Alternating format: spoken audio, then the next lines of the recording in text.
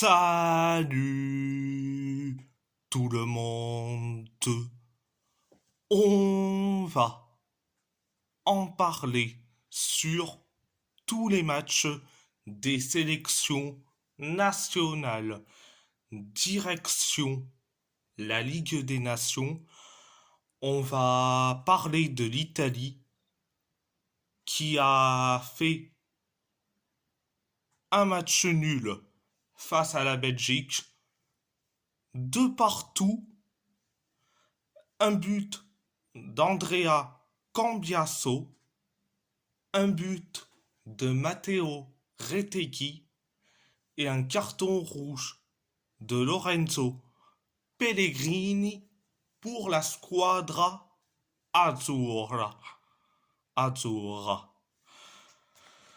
Un but de Maxime De Kuyper et un but de Leandro Trossard, alias le sosie de Clément Turpin, pour la Belgique. La première période, ça a été meilleur, mais il y a eu, à la fin, catastrophique. Pourquoi? Eh bien, on a eu le but du 1-0 à la toute première minute, signé Andrea Cambiasso. Ça fait donc 1-0. Et après, le but du 1-0 signé Cambiasso.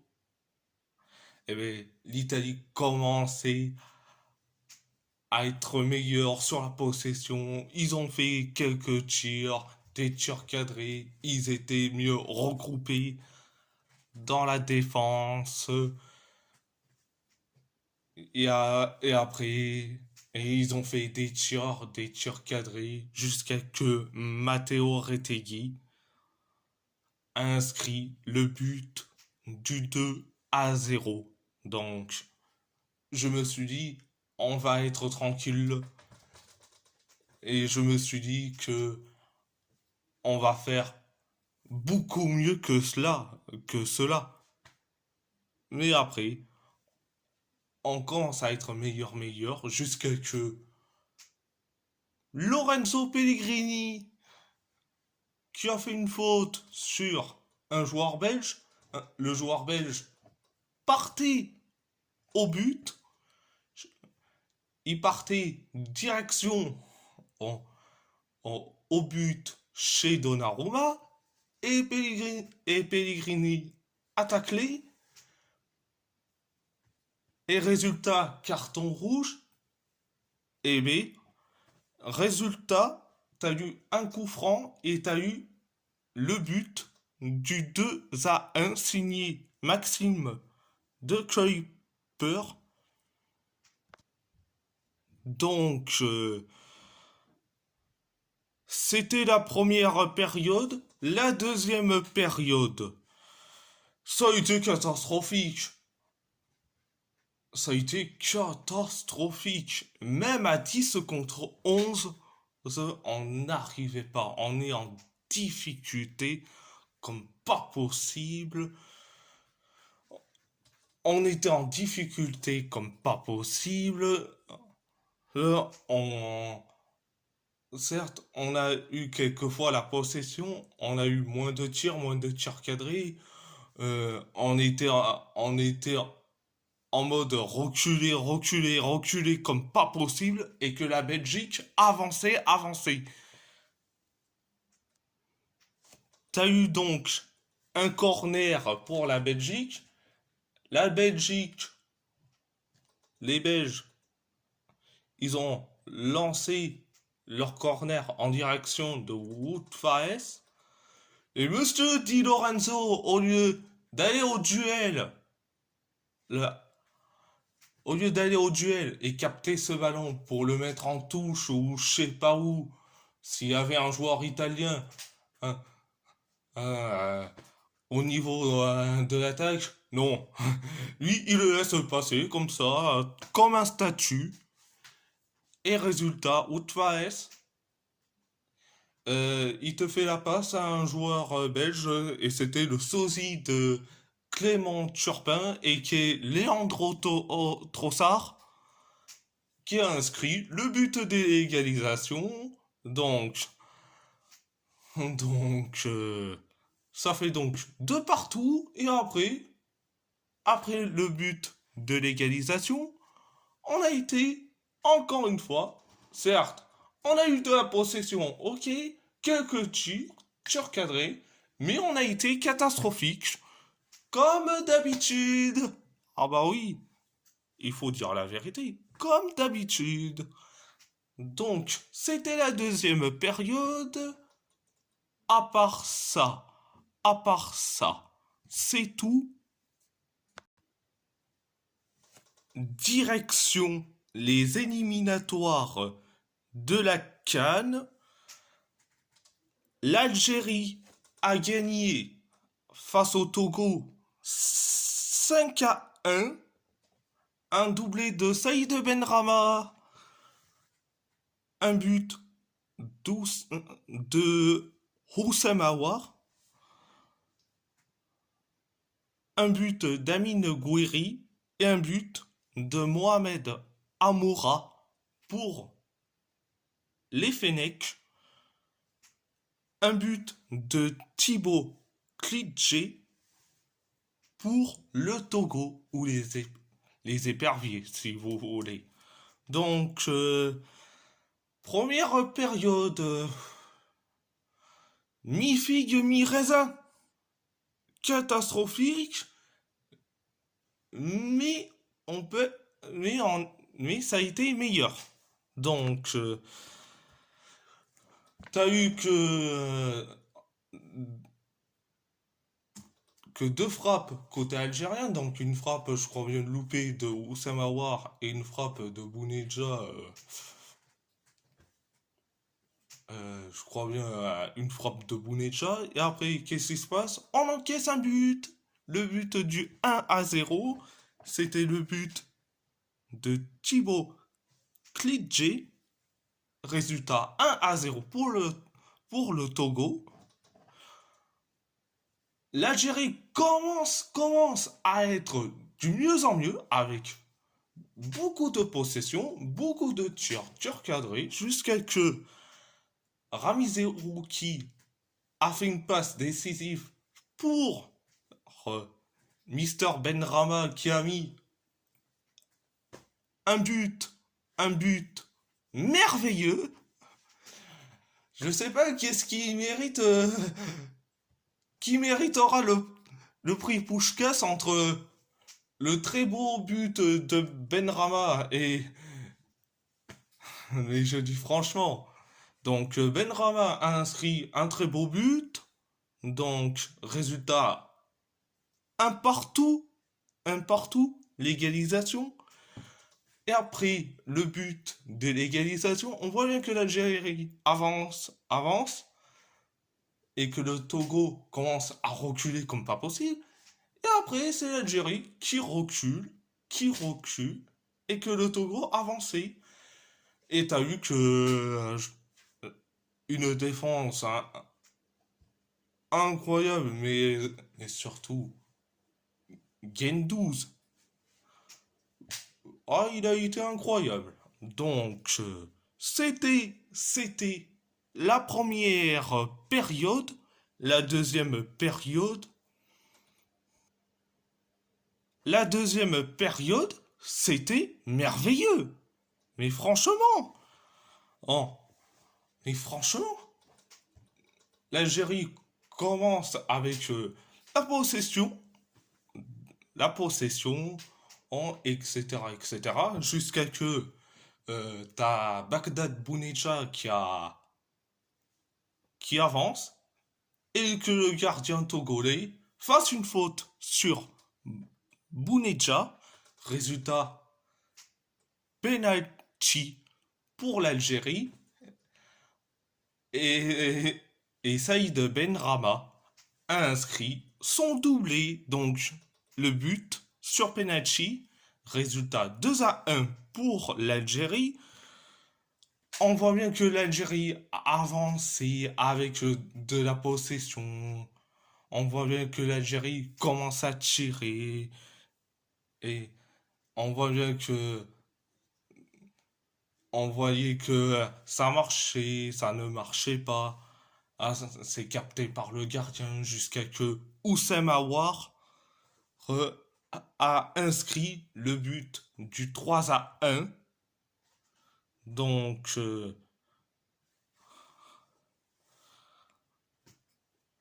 donc après le but du 3-1, on voit bien que l'Algérie avançait et que le Togo reculait. La même chose pour l'Algérie en train de reculer et que le Togo avançait, comme pas possible. On voit bien que l'Algérie avançait encore jusqu'à que Mohamed, Mohamed Amoura, il avance.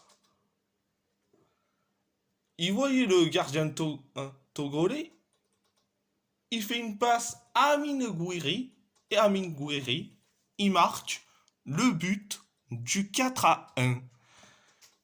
Donc,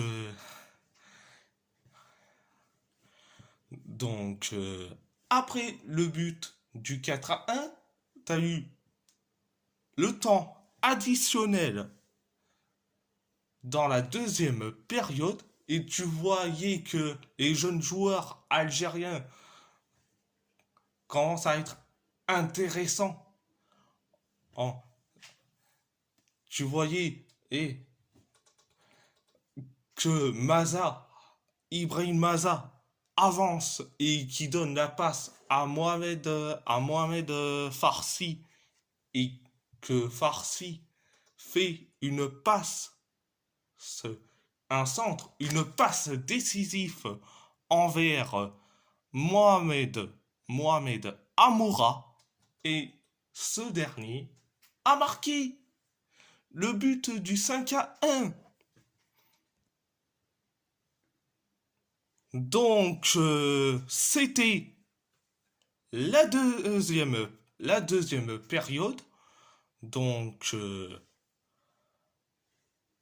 on repart pour la Ligue des Nations. Direction le match du Portugal face à la Pologne. Le Portugal a gagné face à la Pologne 3-1. Un but Bernardo Silva, un but de Cristiano Ronaldo et un but contre son camp de Jeanne Bednarek pour le Portugal et un but de Piotr Zelinski, l'ancien du Napoli et surtout joueur de l'Inter, pour la Pologne. Donc, première période, merveilleux mais sans plus. Première période, bon, assez bien mais sans plus. Pourquoi je dis ça? Parce que, certes, la Pologne a avancé avec quelques tirs cadrés, même si le Portugal fait mieux avec de la possession, avec des tirs cadrés. Mais on voit bien que la Pologne est capable de nous la mettre dedans, carrément. Donc, jusqu'à que Bernardo Silva a inscrit le but du 1-0, du 1-0. Donc, après le but du 1-0, on voit bien que cette équipe du Portugal avançait avec tout ce qu'il y a, possession, quelques tirs, jusqu'à que Rafael Leao a fait tout le chemin. Il a fait tout le chemin. Il frappe vers le poteau et ça atterrit chez Ronaldo qui marque le deuxième but. comme un plot, carrément. Il attend carrément le but. Résultat 2-0. Donc, le Portugal a avancé, avancé. On a obtenu, certes, un coup franc un coup franc loupé. Donc, c'était la première période.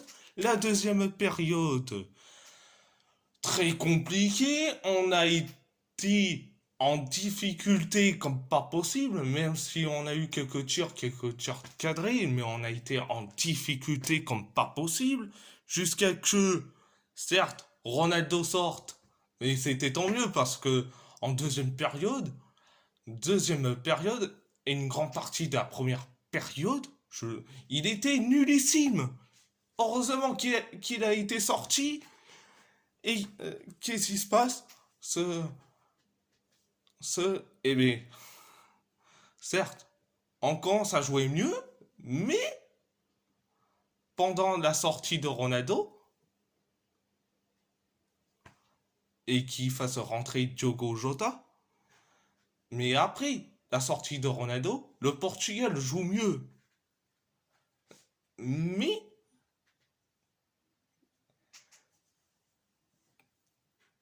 mais quelques minutes plus tard, la Pologne a inscrit un but, le but du 2-1. Eh bien, t'as Urbanski qui te fait bon, une passe décisive. C'est pas la meilleure, mais il te fait une passe à Zelinski et Zelinski a marqué son but, le but du 2-1. Donc, après le but du 2-1,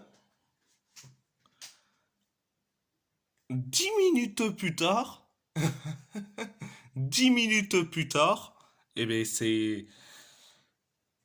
eh bien, le Portugal marque son troisième but sur un but contre son camp de Jan Bednarek. Donc, 3-1 quand même. Sur le travail au côté gauche, je crois bien que c'était Nuno Mendes. Et, et le joueur polonais, Jan Bednarek, a décidé de marquer contre son camp. Résultat 3-1 pour le Portugal. Donc, c'était la deuxième période. La deuxième période. À part ça, c'est tout. Ah, je vais ouvrir le dossier Ronaldo parce que ce gars-là, je n'en peux plus. Je n'en peux plus. Il y en a beaucoup qui veulent que je parle, qui veulent pas que je parle de Ronaldo. Mais Ronaldo, oh, à chaque fois, comme d'habitude, il est nullissime, catastrophique, il ne sert à rien. Il est là pour planter son but comme un plot. Mais après, nullissime comme d'habitude. Il a perdu. Il a perdu, je crois bien, quelques dizaines de ballons. Mais il a été nul, ce gars-là. Il a été nul. Il ne sert à rien. Ce gars-là ne sert à rien. Vous allez me dire que... Qu'est-ce qu'il a fait, Lewandowski? Mais Lewandowski, c'est le Barça. C'est le Barça et la Pologne. J'ai pas envie d'en parler de l'adversaire. Ouais.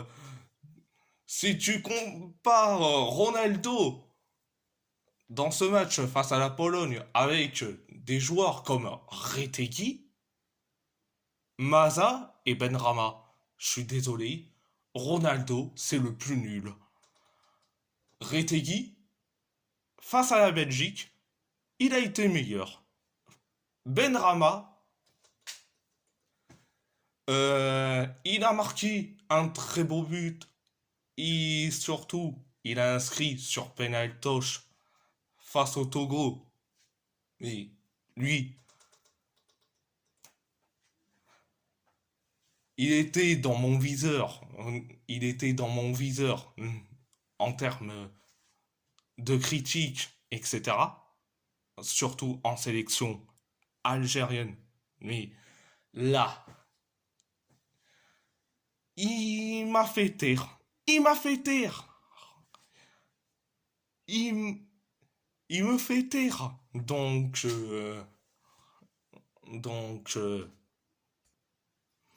et surtout le petit jeune Ibrahim Maza qui est à l'origine du cinquième but côté algérien. Où, où Maza, où Maza a fait une passe pour Mohamed Farsi et que Mohamed Farsi a fait une passe décisive pour Mohamed Amoura qui marque son cinquième but.